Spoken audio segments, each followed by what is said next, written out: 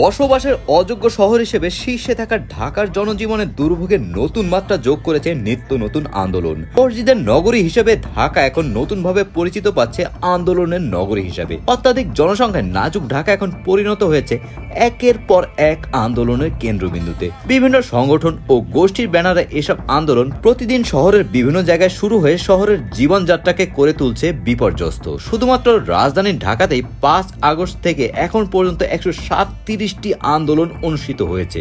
বেশিরভাগ আন্দোলনই অচেনা সংগঠন বা গোষ্ঠীর পরিচালনা হয়ে থাকে। আন্দোলনকারীরা নিজেদেরকে বঞ্চিত বা বৈষম্যের শিকার হিসেবে দাবি করে রাস্তা অবরোধ, সচিবালয় ঘেরাও সহ বিভিন্ন গুরুত্বপূর্ণ প্রতিষ্ঠানগুলোতে ঘেরাও কর্মসূচি পালন করে।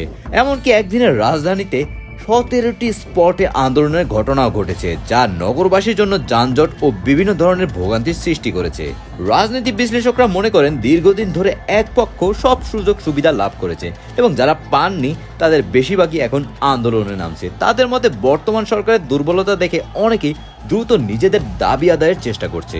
সচিবালয় ঘেরাও করে 19 আগস্টের আন্দোলন সংগঠিত হয়েছিল ছাত্র জনতার অভ্যুত্থানের সময় স্থগিত এইচএসসি পরীক্ষাগুলো না দিয়ে সাবজেক্ট ম্যাপিং এর মাধ্যমে ফল প্রকাশের দাবিতে। এর বিপরীতে পরীক্ষা নেওয়ার দাবিতেও আন্দোলন হয়। শেষে সাবজেক্ট ম্যাপিং এর মাধ্যমে ফল প্রকাশ করা হয়। এতে যারা পাশ করতে পারেনি তারা শিক্ষা বোর্ডে ঘেরাও করে আন্দোলনের নামে 19 আগস্ট একই দিনে রাজধানীর 17টি স্পটে নানা দাবিতে চলে অবরোধ ও আন্দোলন। কারো দাবি চাকরির স্থায়ীকরণ, কারো দাবি বদলি, নিয়োগ ও সরকারি কর্মচারীদের বিভিন্ন সুবিধা নিয়ে। বেশিরভাগ আন্দোলনের ব্যানারে লেখা থাকে বঞ্চিত এবং বৈষম্যের শিকার জাতীয় শব্দ। এছাড়া 25 আগস্ট সচিবালয় অবরোধ করে আনসার সদস্যরাও আন্দোলনের নামে। এদিন সকাল সন্ধ্যা সচিবালয় অবরোধ করে রাখে তারা। শুধু রাজপথের আন্দোলনই নয়, এতদিনের বঞ্চিত বলে দাবি দেওয়া আদায়ে অবস্থান অনশন হয় সচিবালয় সহ সরকারি অফিসেও। এর মধ্যে পিয়ন থেকে শুরু করে ক্যাডার সার্ভিসের কর্মকর্তারাও অন্তর্ভুক্ত। নতুন বছরের প্রথম 28 দিনে 40টি আন্দোলন সংগঠিত হয়েছে, যার মধ্যে 43তম বিশেষ বাদ পড়া প্রার্থী 40তম ব্যাচের বাদ পড়া এসআইদের আন্দোলন ছিল উল্লেখযোগ্য। জগন্নাথ বিশ্ববিদ্যালয়ের দ্বিতীয় ক্যাম্পাস ইস্যুতে সচিবালয়ে অবস্থান অনশন কর্মসূচি চলে 2 দিন। এদিকে ঢাকা বিশ্ববিদ্যালয় অধিভুক্ত থেকে বাতিলের দাবি সহ স্বতন্ত্র বিশ্ববিদ্যালয়ের দাবিতে 7 কলেজের আন্দোলনও চলতে থাকে। 18 নভেম্বর বিশ্ববিদ্যালয় গঠনের দাবিতে রাজধানীর মহাখালীতে ট্রেন আটকে আন্দোলনের নামে তিতুমির কলেজের শিক্ষার্থীরা। ফলে সারা দেশের সাথে রাজধানীর ট্রেন বিচ্ছিন্ন হয়ে যায়।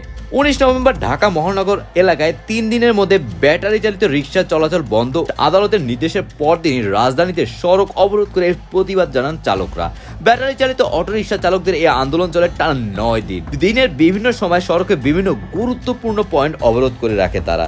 এছাড়া পাঠ্যপুস্তকে আদিবাসী শব্দের ব্যবহার নিয়ে আন্দোলন ও সংঘর্ষ ঘটে 4 দিন। বিডিআর সদস্যদের পরিবার এবং চাকরিচ্যুত বিডিআর সদস্যরা রাজপথে নামেন। সম্প্রতি সারা দেশের সাথে একযোগে রেল চলাচল বন্ধ করে আন্দোলনে নামেন রেলের রানিং স্টাফরা। এমন পরিস্থিতিতে প্রশ্ন ওঠে, এখনই কেন এত আন্দোলন এবং কেন একমাত্র পথ রাজপথ? রাজনৈতিক বিশ্লেষক অধ্যাপক সাব্বির আহমেদ এ প্রশ্নের উত্তরে বলেন, এতদিন একটি পক্ষ সুযোগ সুবিধা নিয়েছে, তাই বঞ্চিতরা এখন রাজপথে নামছে। এমন পরিস্থিতি মোকাবেলার জন্য সরকারের উচিত আন্দোলন ইস্যু নিয়ে উপদেষ্টাদের নিয়ে একটি বিশেষ সেল গঠন করা। এর মাধ্যমে সরকারের উচিত জনস্বার্থের আন্দোলনগুলো সুসংগঠিত ও সমাধানমুখী পরিচালনা করা।